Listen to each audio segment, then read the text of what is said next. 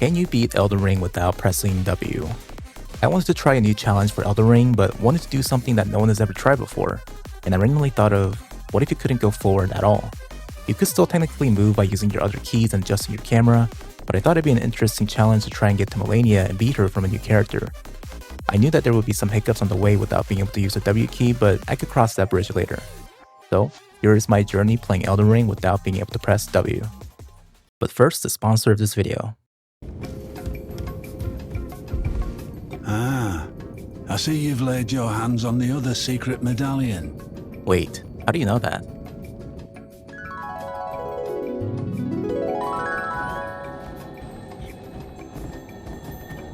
Well, that's not creepy at all. Getting spied on is definitely not cool.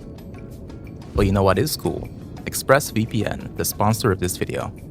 Well, what is it? ExpressVPN is a private network service that helps you keep your internet activity private and secure. And since I use the internet every day, having a VPN is important to protect myself from potential threats.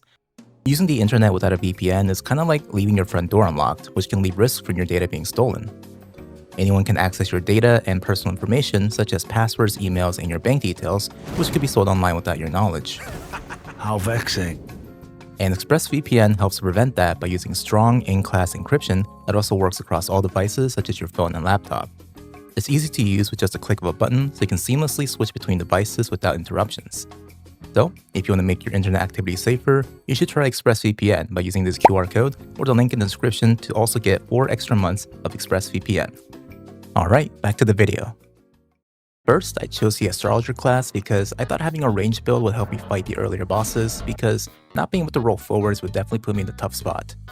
Having magic spells would also aid me greatly in enemy-filled spots I need to get through, and I wouldn't have to roll so much. And when I loaded in, I instinctively tried to press forward on my keyboard and noticed that I couldn't. To make it interesting, I decided to physically remove my W key from my keyboard to make sure I didn't press it on accident. So me trying to press it at the beginning out of pure instinct let me know that I was in for a ride. But like a regular playthrough, I died to the Grafted Scion and the ride in the lands between.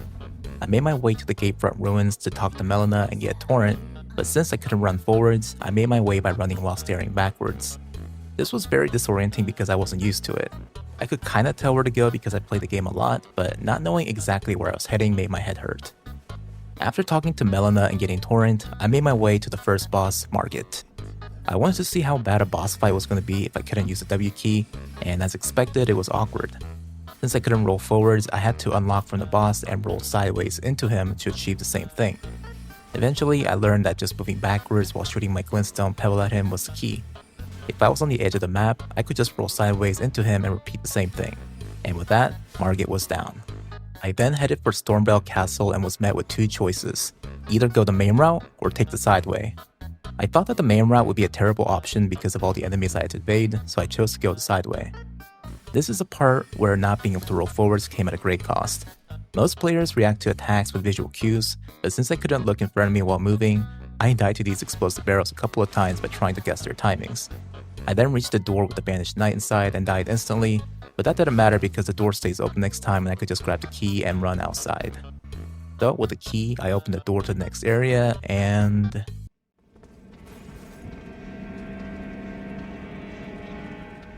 I couldn't climb the ladder because I have no W key.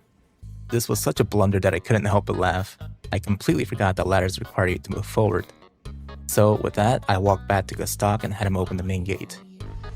As expected, it was chaotic with the ballistas shooting at me while I was running blindly into the enemy, but somehow I made it to the next gravesite on my first try.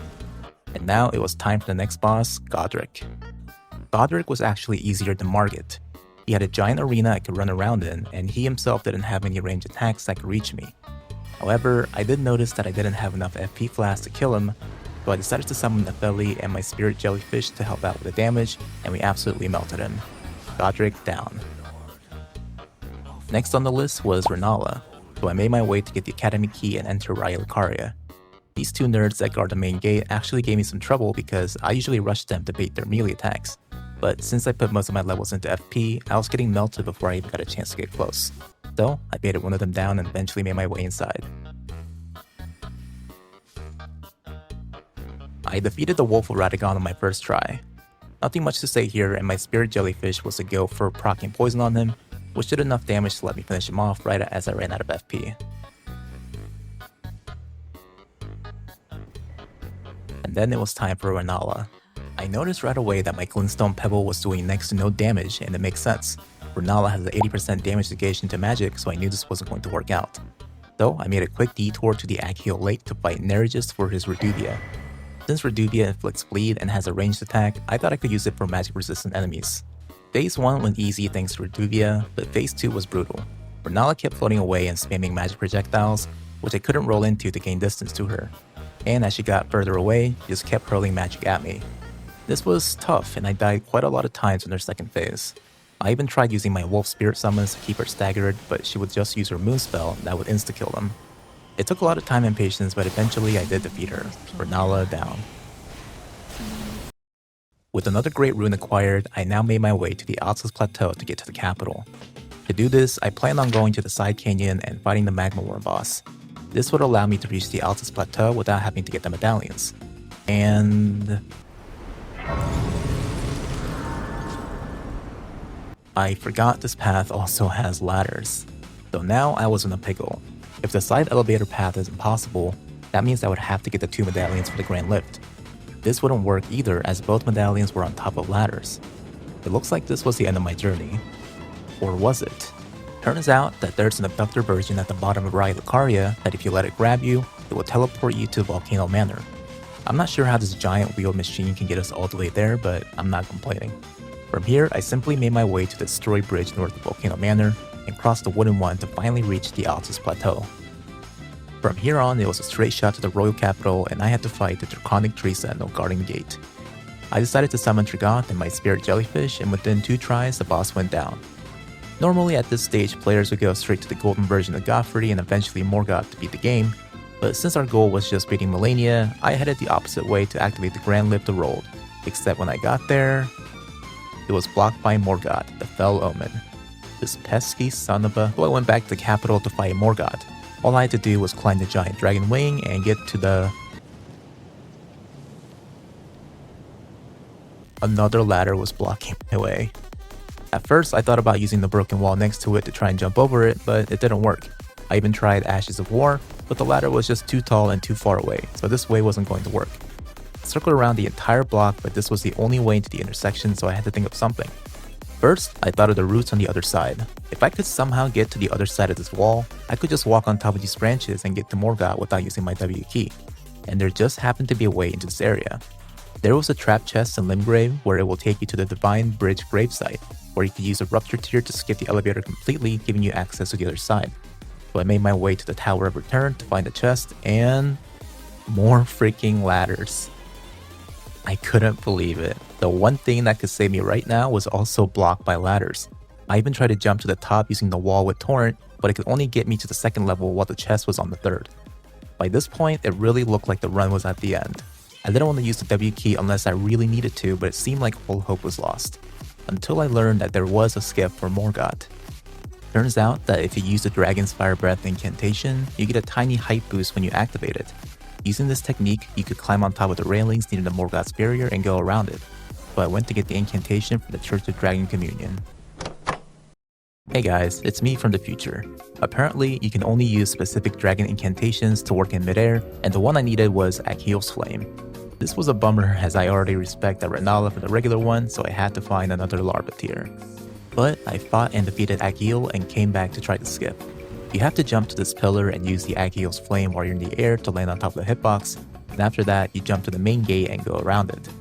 This was a tough skip to do, and I died several times doing it, which was tough because the run back was nearly 3 minutes long. And so, I arrived at the Grand Lift of Rold, but I still had a problem. Since I didn't defeat Morgott, Malenia didn't give me the Rold medallions. But there was one more way to skip this entirely by something called a wrong warp. To explain how it works, you go to the edge of the lift and teleport to an area on the map, and right before the game loads a new area, force quit the game. Did it correctly, you should be at the mountaintops of the giants when you load back in. This also took quite a while to do since the timing had to be perfect. If you did it too late or early, it wouldn't work. And at this point, it was crazy what one single ladder could do to this run. I had to travel half the map just for the method to not work, fight a boss, respec my character just to be able to skip a barrier, and perfectly execute a QuickTime event because I couldn't climb one ladder. But from here, I simply made my way to Commander O'Neill for the secret medallion since I already got the other half from Old Man Albus. I knew that O'Neill would be a tough opponent with the summons, so I came prepared with the Bewitching Branches. I feel like these were created just for O'Neill because they're perfect for his boss fight. But after taking care of his summons, I defeated him within a couple tries and got the other secret medallion. I then arrived at the consecrated snowfields and headed straight for Ordina Liturgical Town. And here is the biggest problem of this run. Ever since the first ladder encounter, I knew that this puzzle would be a problem because it requires climbing ladders. Even if you could use Torrent to light the flames on the lower buildings, the last one was on top of the tall tower that stood alone, so getting to it was impossible. Now, I know what you're thinking. Just use the Ordina skip with Torrent. And unfortunately, this method was patched by FromSoft as they added an invisible wall on each side of the barrier. Just for good measure, I even tried the skip, but the barrier, with the fact that I couldn't press W, made it clear that it was going to be impossible. And unlike the other areas, this was the only way to enter the Haligtree. Though, unfortunately, with no other choice, I had to use the ladders to continue the run. I managed to overcome all the odds up until this area, so being forced to use my W key here was very sad for me. But finally, I made it to the Haligtree. From here, I carefully made my way down the branches, and I have to say this area was quite dangerous. I couldn't see where I was going, and from the constant threat by the ants and the Oracle envoys, they made me lose my footing a couple times. But I managed to get past them and came to this ladder that takes me down to the Haligtree town site of Grace. This was the only ladder that I ever used in this run, and it felt weird knowing that I couldn't go back the way I could. And then I got to Loretta. At this point in the game, I was always being one-shot by everything.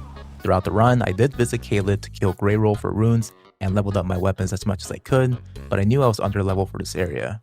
I think I definitely could have leveled up higher if I fought more bosses on the map, but since this was a challenge run, I didn't want to do that unless I really needed to. Nevertheless, I defeated Loretta with my Reduvius Ash of War and headed for the final boss of this run, Malenia, Blade of Mikola. I first went in without a plan to see how it would go, and as expected, not being able to roll forwards was really awkward for me as I use it a lot when I fight her normally. My Glintstone Pebble was also useless as Malenia would just dodge them and be right on top of me. And using my Reduvia was even worse since the blade's reach was too short to consistently close the gap and I would miss my swings. So first I thought of using the Night Comet. Since Night Comet is a night sorcery, it means that enemies won't be able to see it and dodge it when I cast it towards them. But this plan was quickly shot down as the spell is locked behind a puzzle that once again is locked by a ladder. Honestly, at this point, I wasn't even phased. Though, with the Night Comet out, I decided to try parrying and shielding her attacks and going for guard counters. But this didn't work out either. Parrying her seemed inconsistent as I couldn't close the gap with the parry hitboxes to work, and shielding Malenia's hits would give too much HP back from her lifesteal for me to really outdamage her. Though, in the end, I decided to just wield the Uchikatana and just do it the old-fashioned way. The only move that needed me to roll towards her was her flurry slash attack, and every time she used it, I quickly unlocked from her and rolled sideways into her. I also traveled to the Carrier Manor to get the Hoarfrost Stomp Ash of War, as I could proc Bleed and Frost on Malenia.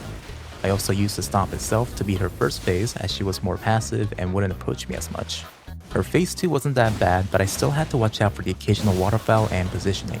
If I was far away, I could just run back to safety, but if I was close, I basically prayed that I would at least be in a position where I could run around her fast enough with the camera instead of my usual keep or movement.